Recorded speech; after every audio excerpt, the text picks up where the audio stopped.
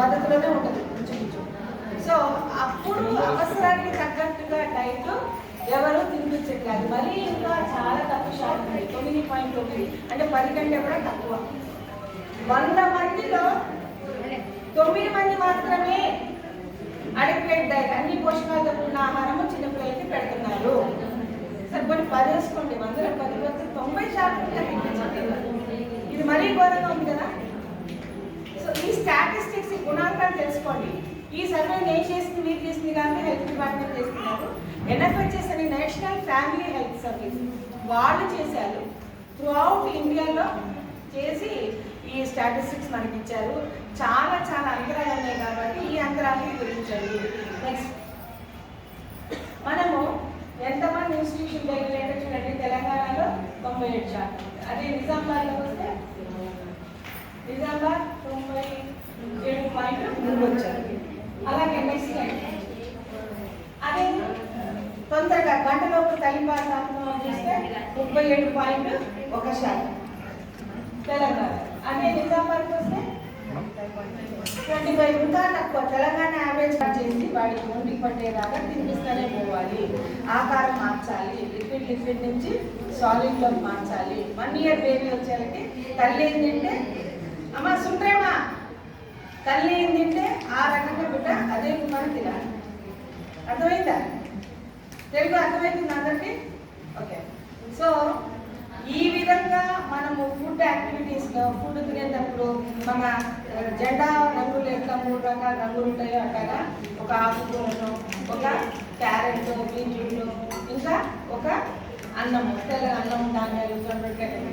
So మన ఆహారం ఎట్లా ఉండాలి, పిల్లవాడి ఆహారం కూడా ఆ రకంగా మీనింగ్ఫుల్ తయారు చేసి, అంటే మెత్తగా ఉడికించి ఆ రకంగా క్యారెట్, బీట్రూట్ ఇలాంటివి ఉడకబెట్టి కుక్కర్లో ఉడకబెట్టి దాన్ని గుజ్జులా చేసి తినిపించచ్చు. అరటిపండు గుజ్జులా చేసి తినిపించచ్చు. రోజుకు ఒక పండు తినాలి, మామిడి పండు వాడు జ్యూస్లోనే తినాలి.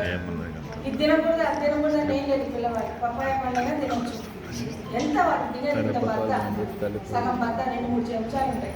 సో ఇటువంటి అన్నీ కూడా మొదటి నుంచి వాళ్ళకి అలవాటు చేసి రోజు మొత్తంలో ఒక పండు, రోజు మొత్తంలో కొంత పాలు, రోజు మొత్తంలో ఈ 3 రంగులు ఉండేటువంటి ఆహారం ఇక తినిపిస్తే పిల్లవాడు ఆరోగ్యంగా బాగా పైకి వస్తాడు. ఇప్పుడు ఇక్కడ ఇంతమంది టీచర్లు ఉన్నారు, పెద్దలు ఉన్నారు, వీళ్ళందరూ ఉన్నారు. అందరికి వినిపిస్తుంది ఇట్లా?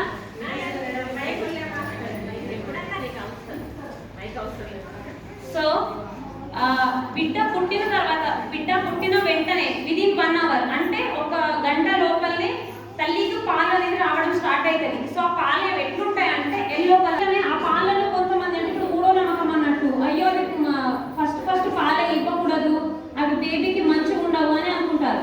కానీ అది ఆ పాలు అయితే చాలా మంచివి అన్నట్టు, లైక్ అమృతం అన్నట్టు. అర్థమైందా? ఆ పాలలో IgA, వాళ్ళకు బయట ప్రపంచం అనేది ఏం తెలియదు, లోపలే ఉంది. ఇప్పుడు ఏదన్నా ఆరోగ్యకరమైన సమస్యలు ఏమైనా ఉంటే తల్లికి వస్తుంది, మదర్కి వస్తుంది, బిడ్డకు వస్తుందా? రాదు. బిడ్డ ఎప్పుడైతే తల్లి గర్భం నుంచి బయటపడతారో అప్పుడు ఈ కొత్త ప్రపంచాన్ని అలవాటు పడాలంటే కొన్ని రోజులు టైం తీసుకుంటారు, అవునా? అట్లాంటప్పుడు బిడ్డకు అనేక రోగాలు వచ్చే అవకాశం ఉంటుంది. సో అప్పుడు అటువంటి ఆరోగ్యమైన హెల్త్కి సంబంధించిన డిసీజెస్ ఏం రావద్దు అని అంటే అప్పుడు మనం తల్లికి వచ్చే పాలనే పట్టాలి. అందులో చాలా ఎక్కువ శాతం ఏముంటుంది అంటే ప్రోటీన్ ఉంటుంది, IgA, యాంటీబాడీ ఉంటుంది. అది ఏం చేస్తుంది అంటే మనకు బిడ్డకి ఏమైనా ఆరోగ్య సమస్యలు వస్తే వాటిని రాకుండా పోరాడుతుంది అన్నట్టు. ఇప్పుడు ఫర్ ఎగ్జాంపుల్ మనకు ఒక జ్వరం వచ్చింది, జ్వరం రాగానే మనం జ్వరం గోలేసుకుంటాం, అవునా? సో మనకు జ్వరం ఎట్లా తగ్గుతుందో అట్లా మనం తల్లిపాలు బిడ్డకి ఇస్తుంటే ఏమవుతుందంటే అది రాకుండానే స్టాప్ చేస్తుంది అన్నట్టు. వచ్చిన తర్వాత స్టాప్ చేయదు, అది రాకుండానే స్టాప్ చేస్తుంది. ఇంకా పిల్లలు చాలా మందికి మోషన్స్ అవుతూ ఉంటాయి. సో అప్పుడు కూడా తల్లిపాలు అనేటువంటిది చాలా ఇంపార్టెంట్. అప్పుడు కూడా బ్రెస్ట్ ఫీడింగ్ అనేది ఎక్కువగా ఇవ్వాలి. ఇంకా పిల్లల్ని ఎట్లా పట్టుకుంటారంటే ఇట్లా పడుకోబెట్టి ఇస్తారు.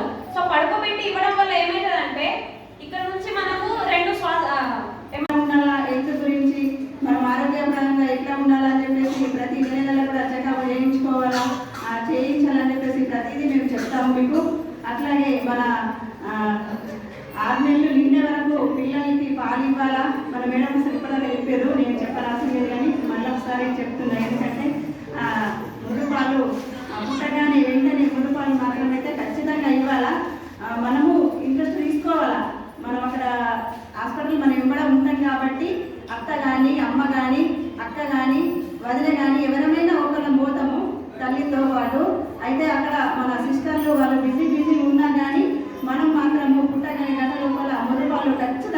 ఇవ్వాలి. అయితే మన వాళ్ళు ఏమంటారంటే అమ్మ ఇప్పుడే పాలు పడలేవు కదా, ఇప్పుడే పడతాయా అని అంటారు. అది తప్పు. పాలు మన మేడం చెప్పినట్లు మనం క్లీన్ చేసుకుంటే ఖచ్చితంగా పాలు ఎప్పుడు ఉంటాయి. డెలివరీ కాగానే మనం ఖచ్చితంగా బిడ్డకి మనం ఎట్లా పట్టాలనేది పట్టాల. నాకు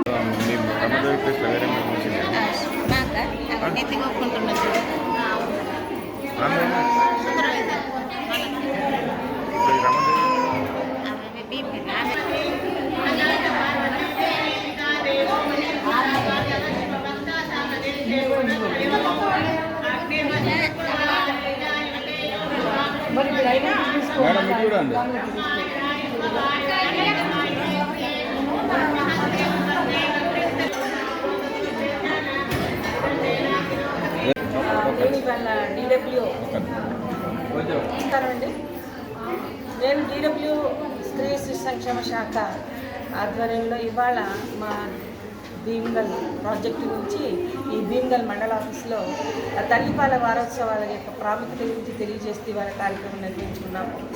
ఈ సంవత్సరం మా యొక్క థీమ్ ఏంటంటే అంతరాల గురించి, మధ్యలో గల తేడాన్ని ఫీల్ చేయడం కోసం ఈ అంతరాలు ఫీల్ చేయండి, మనకు ఉన్నటువంటి స్టాటిస్టిక్స్ ఏంటి. మనం అందరం అనుకుంటాం ఎన్నో ఏళ్ళుగా చెప్తున్నాం, ప్రతి ఒక్కరు పాటిస్తున్నారు కదా అనుకుంటారు. కానీ వాస్తవంగా పుట్టిన గంట లోపలే తల్లిపాలు తాపాలి అని అంటే కనుక 27%, 27 పాయింట్స్లలో ఉన్నారు. కానీ జననాలు అంటే మాత్రం 97% జరుగుతూ ఉంది. అంటే 97% హాస్పిటల్లో జననాలు జరిగినప్పుడు అదే 97% మొత్తం అందరి పిల్లలకి కూడా గంటలోపు తల్లిపాలు తాపాలి. కానీ అది జరగటం లేదు. అది దానికి దీనికి దగ్గర 70% దాకా తేడా ఉంటుంది, ఫరక్ ఉంటుంది. ఈ తేడాలు లేకుండా ఫీల్ చేయడానికి కోసమే మన యొక్క ఈ కార్యక్రమాన్ని ఈసారి మేము ఇంత ఎక్కువగా లాంగ్ స్ప్రెడ్లో ప్రతి ఒక్క అంగన్వాడీ కేంద్రంలో ఈ కార్యక్రమాలు జరుపుకుంటూ పోతున్నాము. ఈ కార్యక్రమాలు జరపడం ద్వారా ఎంతమంది నిజంగా తాపుతున్నారు, ఎంతమంది నిజంగా 1 అవర్ లోపల తాపి తమ బిడ్డల యొక్క IQ లెవెల్స్ పెంచుకుంటున్నారంటే మేధోశక్తిని పెంచడానికి ఆ ముర్రుపాలు చాలా ఉపయోగపడతాయి. ముర్రుపాలు తాగని వాళ్ళు, తల్లిపాలు ఎక్కువ కాలం తాగని వారు ఏదో ఒక జబ్బులకి గురి అవ్వడం అనేది చాలా సహజం. ఎంత ఎక్కువ కాలం వీలైనంత వరకు 2 సంవత్సరాలు కనీసము 2 కంటే ఎక్కువ కూడా తల్లిపాలు తాగవచ్చు. ఇటువంటి ఎక్కువ కాలం తల్లిపాలు తాగిన వారు జీవితంలో చాలా ముందుకొచ్చారు. చాలామంది గ్రామాల్లో ఎవరైతే ప్రస్థానంలో మురుపాలు తాగి తల్లిపాలు తాగిన వారు IQ లెవెల్స్ పెంచుకొని IAS, IPSలు అయ్యారు. చాలా వరకు ఈరోజు ఇంకా కూడా 70-80 ఏళ్లకు కూడా ఇంకా వాళ్ళు హెల్దీగా స్ట్రాంగ్గా ఉన్నారంటే కేవలం వారి చిన్ననాడు తమ తల్లిపాలు తాగడం, మురుపాలు తాగడం అనేది రీజన్ అని చెప్పి ఎంతోమంది మనకు వాయిస్ కూడా ఇచ్చిన్నారు.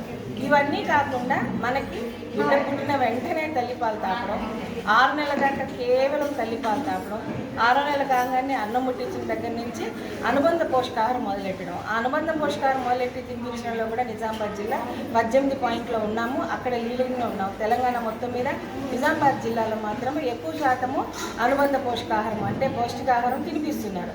ఈ తినిపించడంలో కూడా మనం అన్ని రకాల పోషకాలు ఉండేటట్టుగా తినిపించాలి.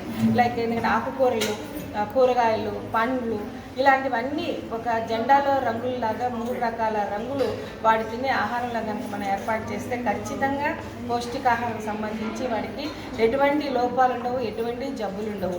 తన చుట్టుపక్కల ఎన్ని జబ్బులు ఉన్నాయి, ఎన్ని క్రిమికీటకాలు ఉన్నప్పటికీ పిల్లవాడు హెల్తీగా ఉండి ఆ జబ్బులు తట్టుకునే శక్తి వాడిలో డెవలప్ అవుతుంది. సో ఇవన్నీ కూడా తెచ్చుకొని మన బిడ్డలు, మన జిల్లాలోని పిల్లలు, మన పసి పిల్లలు, 6 నెలల లోపల పిల్లలు మన బాలామృతం తీసుకుని 6వ నెల నుంచి బాలామృతం ప్లస్ 2 రకాల ఆహార పదార్థాలు మనకు వస్తున్నాయి. అవి జావలాగా చేసి తినిపించడం వల్ల పిల్లలు ఇంకా ఆరోగ్యంగా ఉంటారు. శామ్ మ్యామ్ వంటి లోపాల్లో గురి కాకుండా పిల్లలు అభివృద్ధి చెందుతారు, ఆరోగ్యంగా ఉంటారు. నేటి పాలలే రేపు పౌరులు కాబట్టి తల్లిపాలు అమృతం, అదే ముర్రుపాలు బంగారం.